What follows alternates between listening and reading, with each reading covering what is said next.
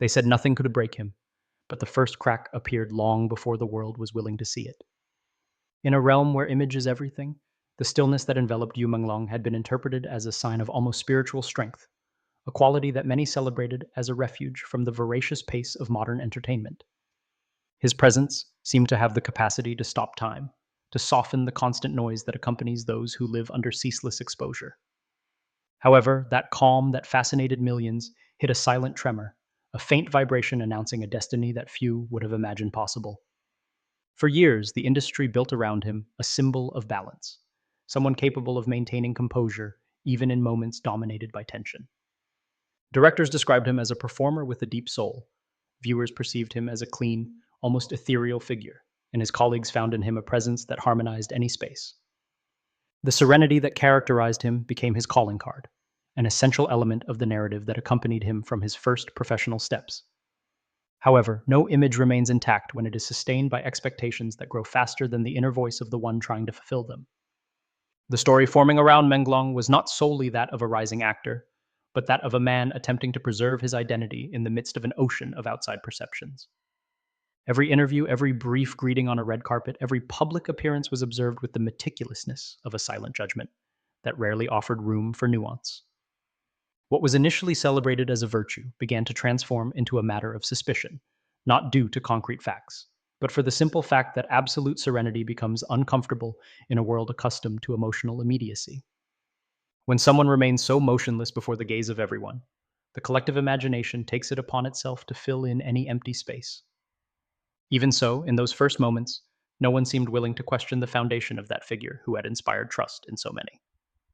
The harmony he radiated became a veil hiding an intimate, slow, and deeply human process, the struggle to sustain oneself in an environment that demands constant presence, even when the soul asks for a moment of respite. The tension between what he showed and what he felt began to widen imperceptibly, creating a distance he himself did not know how to close. There, at that point where public light blurs the contours of inner truth, the fragility that would later define his destiny began to brew. But behind the glamour and the excuses, what mechanisms truly drive this crisis? We will analyze every detail, from the initial errors to the irreversible damages, to see how the entertainment world works and how an icon is redefined. Long before the name of Yu Menglong appeared in the credits of major productions, there already existed in him a way of perceiving the world that separated him, silently, from those around him. His childhood was marked by a sensitivity that, far from weakening him, allowed him to find refuge in the smallest gestures, in the instants that most people overlooked without noticing. While other children ran without thinking of tomorrow, he seemed to listen to a different pulse, an inner rhythm that taught him to observe with care every emotion, every shadow, every fragment of life that crossed his path. That ability to feel with extraordinary intensity was the origin of his acting talent, but also the root of a fragility that would become evident over the years. He grew up in a home where silence was not synonymous with absence, but with survival. The lack of resources forced his family to maintain a strict routine that left little room for spontaneity. In that environment, Menglong learned to find meaning in discipline, to cultivate an inner calm that helped him resist daily pressures. However, that calm was not the product of unshakable strength. It arose from the need to keep under control an emotional whirlwind he barely understood. When he discovered acting, he felt that he finally had a place where he could deposit that wellspring of sensitivity without being judged. Acting became an intimate space where he could rebuild himself without fear of breaking anything. The day he decided to dedicate himself professionally to this art, he did so with the conviction of someone who understands that no other path is possible. He did not have powerful influences or a favorable environment, but he possessed a silent determination that accompanied him from his first auditions. Those who knew him at that stage remember a young man who listened with almost devotional attention, who strove to absorb every instruction as if something more than his job future depended on it. He had the ability to transform nervousness into a deep serenity that impressed directors and producers. However, behind that composure lay a subtle fear, the fear of not being enough, of not measuring up to what others expected of him. That mixture of vulnerability and discipline became the essence of his artistic identity. But in a world where speed and constant exhibition are common currency, sensitivity rarely finds a safe space. The first projects he obtained submerged him in an environment where genuine emotion coexisted with demands that bordered on the impossible. While some colleagues prospered thanks to their extroverted charisma, Menglong leaned on silence to maintain internal stability. That way of protecting himself worked for a time, but it was also interpreted as a sign of distance, as if his emotional delicacy were a barrier preventing access to him. On set, his dedication was unquestionable. He spent hours trying to decipher the nuances of his characters, seeking a balance between what he should show and what he wished to hide. This constant search for authenticity distinguished him from many performers of his generation, but it also left him exposed to deep emotional exhaustion. Every scene was for him a silent negotiation between his need to express and his fear of revealing more than was due. Over time, this intimate process began to leave invisible marks that not even he could clearly recognize. The environment surrounding him did not make things easier either. The industry, with its implicit codes and social demands, asked him to appear closer, more accessible, more willing to participate in dynamics that had little to do with his essence. Late dinners, agreed upon conversations, encounters where cordiality was confused with strategy were part of a mechanism he could not integrate without feeling like an outsider. Every time he rejected an invitation he did not consider necessary, he did so driven by the need to preserve a coherence that seemed indispensable to him. However, that coherence began to be perceived as a challenge to the established order, as if his way of maintaining distance revealed a disinterest that did not exist. The first indications of what was to come did not appear as explicit confrontations, but as small alterations that could barely be distinguished from the normal flow of the industry. A promised script that never arrived. A director who stopped responding with the usual enthusiasm. A recommendation that dissolved without explanation. At first glance, they were isolated details, but inside Menglong, they began to generate an increasingly deep bewilderment. He did not speak of it, perhaps because he feared that giving voice to those concerns would be admitting a vulnerability he had tried to keep in balance for years. That silent helplessness grew in him like a wound that does not bleed, but hurts. As it advanced, he understood that his serenity, that quality that had distinguished him from the beginning, was transforming into a space too fragile to contain everything he felt. What for others was a simple pause, for him became an abyss where he faced his most intimate doubts. The outside world never imagined that behind the calm gazes existed a man struggling to sustain himself in an environment that demanded everything without offering refuge. In that state of silent disquiet, the beginning of a tension began to form that would mark the rest of his trajectory. It was not an open crisis or a visible conflict, but an inner tremor announcing the arrival of a devastating change. That intimate, almost secret struggle would be the seed of the storm that would soon envelop him with a force surpassing any human resistance. What do you think of this? Comment Amen below so we can continue with the unfinished stories. The first insinuation appeared almost imperceptibly, like a shadow crossing a room without altering the air, but leaving the sensation that something has moved where calm previously reigned. Manglong didn't see it coming. No one could foresee that an anonymous phrase, written without conviction, and thrown into the digital space like someone dropping a stone into a still lake, would generate a swell so intense that it would end up dragging him toward territories where truth ceases to carry weight. The post, brief and ambiguous, contained no direct accusations, but insinuated a nuance that resonated with the collective sensitivity. In that instant, the transformation of his name began into a canvas where any emotion could be projected without limit. At first, it was just a murmur. A comment passing from one user to another without much attention, accompanied by the indifference that usually characterizes digital spaces saturated with disposable opinions. However, something in the tone of that phrase adhered to the curiosity of those prowling in search of stories to fill with others' emotions. The rumor took shape thanks to repetition, and every time his name was written, shared, or insinuated, that presage took on a consistency surpassing the facts. Manglong, without knowing it, became a symbol available to be molded according to the public's mood. The expansion of the comment was so rapid that, when he became aware of what was happening, the wave had already surpassed any reasonable border. There was no clear starting moment or gradual transition. He simply woke up one day and discovered that his image, once associated with serenity, had become a distorted mirror where others sought to confirm their own fears, prejudices, or disenchantments. While the rumor inflated, the world around him seemed to contract. What was previously routine became uncertain, as if every step he took was observed with a magnifying glass incapable of showing nuance. In a matter of hours, suspicion became a trend. Social media, accustomed to devouring instant emotions, transformed ambiguity into emotional certainty. Those who had followed him since his first works defended him with fervor, appealing to his trajectory marked by delicacy and discipline. But the other half, driven by the need to convert any void into a coherent narrative, fed unfounded theories. Balance, if it ever existed, disappeared amidst discourses charged with urgencies that had nothing to do with his real history. Fragments of past interviews reappeared, edited with intentions different from the originals. Brief gestures, natural pauses, glances belonging to the intimate context of his temperament were torn from their meaning and reconstructed as signs of coldness or arrogance. Every manipulated image seemed to erode the public's perception of him a little more. The serenity that for years had been a reason for admiration began to be read as a calculated gesture, as the silence of someone hiding more than they show. The traditional press did not take long to join this emotional process.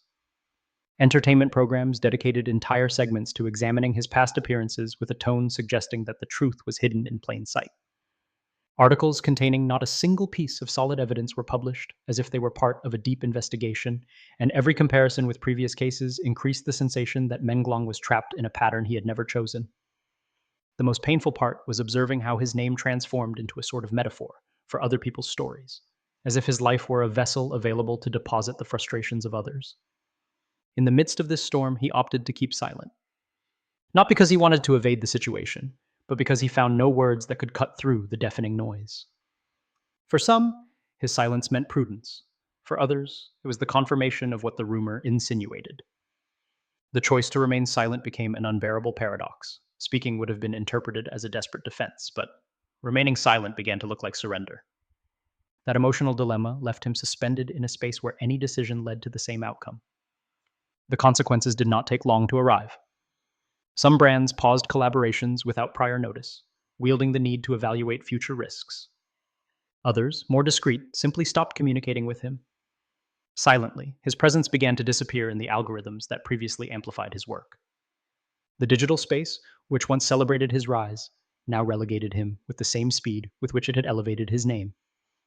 The people who observed him during those days describe an imperceptible but devastating transformation. His countenance remained calm, but the habitual depth of his gaze began to fill with a weariness he did not know how to hide. He walked as if each step were heavier than the last, with a slowness that had nothing to do with physical fatigue, but with the sensation of traversing ground that was giving way beneath his feet. Every time he tried to recover his emotional center, the echo of suspicion returned him to a state of unbearable uncertainty. The public remained divided, but even those who defended him noticed that the emotional burden was becoming increasingly difficult to sustain. Messages of support, though sincere, were drowned out by the overwhelming volume of theories, reproaches, and speculations. In an attempt to understand what had really happened, many reviewed his work, looking for signs that might have gone unnoticed. The tragedy began to be drawn not as a specific event, but as the accumulation of emotions projected onto a man who had never learned to protect himself from that collective intensity. The avalanche did not stop. It had no clear origin or predictable end. It was, in essence, an emotional movement mixing fear, curiosity, and an unconscious desire to find a story in which to pour one's own uncertainties. Manglong, trapped in the middle of that current, was reduced to a symbol he could not control. His voice, so moderate and discreet, remained buried under a clamor that did not belong to him. Every day that passed moved him a little further away from the image he had once built with patience and dedication. The sensation of loss infiltrated his daily life with devastating naturalness. It was as if the world he knew had begun to dissolve without him being able to prevent it. In that emotional territory, where public light mixed with shadows impossible to decipher, the most painful stretch of his story began to brew, a stretch that would reveal to what extent collective perception can mold and finally destroy a person's identity. The silence surrounding Yu Menglong after the media avalanche was not a rest, but the antechamber of a void that began to expand inside him with unbearable slowness.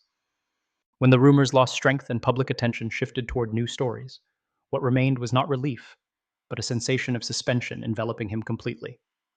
It was as if he had been trapped in a space on the margins of his own life, a territory where the days advanced without offering direction, and where the absence of noise became an oppressive presence. What for many would have represented a truce, for him transformed into a reminder of everything that had been lost. His schedule, previously full of commitments, became a landscape of cancellations. Meetings confirmed weeks in advance vanished with brief and formal messages. Projects in which he had placed hope were postponed indefinitely. Calls that used to mark the cadence of his routine simply stopped arriving. That progressive disappearance, which was not accompanied by explanations, installed a deep weariness in him, the type of exhaustion that does not manifest in the body, but in the gaze. His closest friends visited him in those days, and they all coincided on a disturbing detail. Manglong was still kind, still proper, but there was, in him, an almost imperceptible delay, a shadow sliding behind every gesture. In that period, he began to reveal, only in conversations with his inner circle, thoughts he had kept hidden for years. He spoke of the difference between the fame that liberates and the fame that imprisons. He explained that, in his case, the gradual exposure accompanying his trajectory became a rigid structure, incapable of harboring doubts or fragilities. The serenity that had defined him transformed into a weight, as if the expectation of remaining imperturbable demanded a constant sacrifice. His voice, always so measured, acquired a nuance that hinted at the depth of an internal struggle for which he did not have sufficient tools. The walks that previously offered him clarity began to reflect the state of his spirit. People who found him by chance mentioned that he advanced with a calm bordering on resignation, a calm that seemed closer to exhaustion than to serenity. Photographs taken furtively during those encounters showed a man who retained the habitual delicacy in his gestures, but whose gaze revealed a weight difficult to describe. In his eyes, one could divine the sensation of someone trapped in a space where every exit leads to the same alley with no return. The pressure became more intense as the industry, which had once celebrated him, adopted a strategic silence. There were no official declarations, public vetoes, or direct accusations. What happened was more subtle and therefore more devastating. They simply stopped counting on him. His name disappeared from internal conversations, his proposals remained filed away without a recipient, and his attempts to reactivate his career crashed against an invisible wall.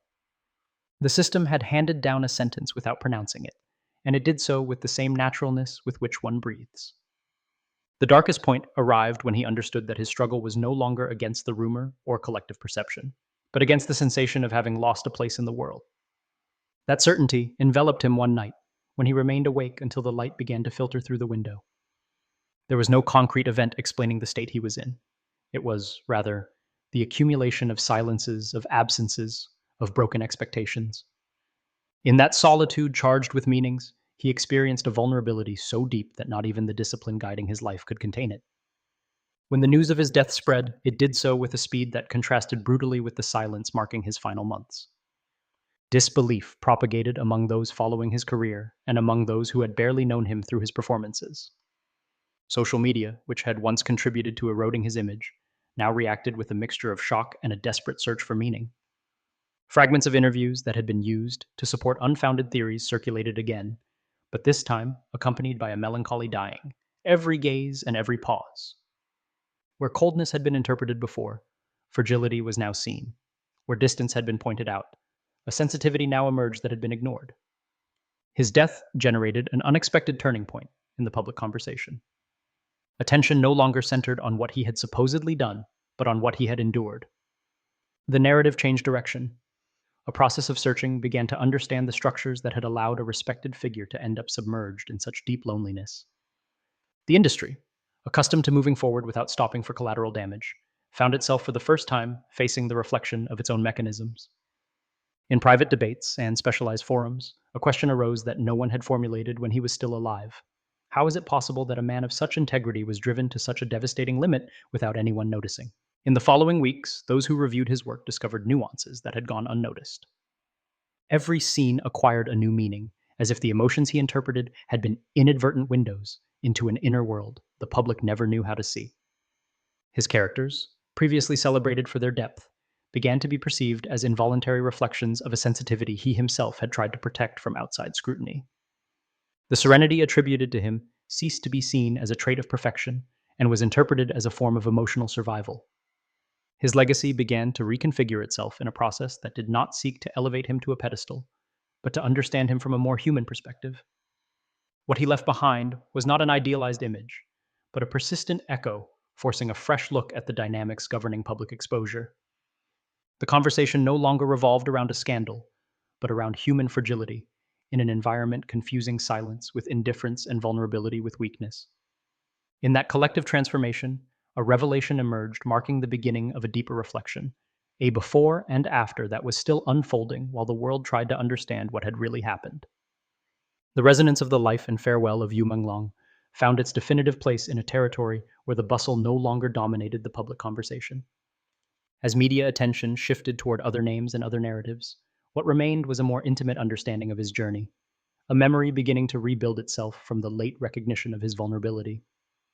His figure ceased to be associated with scandal and became a reference point to reflect on the way the entertainment industry demands constant strength, even when those inhabiting it need a space to breathe and be heard without fear of consequences. Thus, his story transformed into a mirror, revealing tensions present all along, though rarely admitted openly.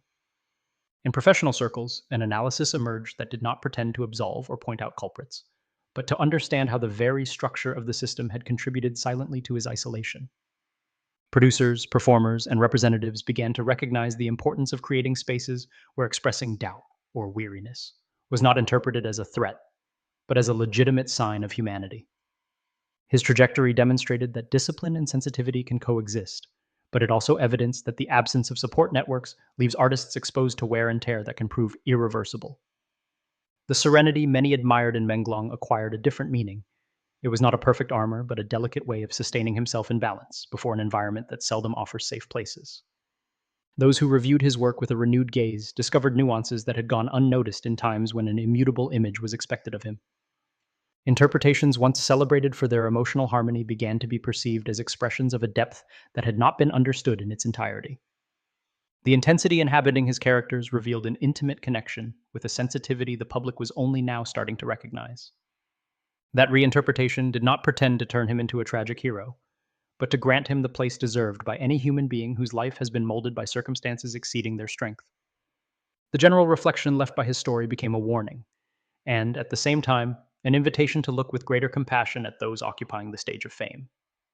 His journey showed that visibility does not guarantee understanding, and that silence, far from meaning indifference, can be a fragile shield against emotional pressures difficult to name.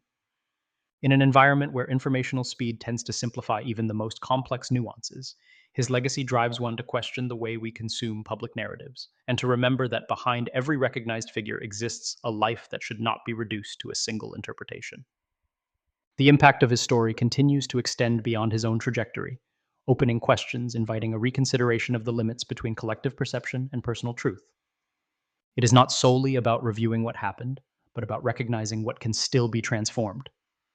The memory of Yu Menglong remains as a call to value authenticity, even when it appears silently, and as a reminder that empathy remains fundamental to building a more human environment in the midst of a system that rarely grants space for fragility. His journey, far from concluding with his farewell, continues projecting toward those seeking to understand how light and shadow can coexist in the same destiny.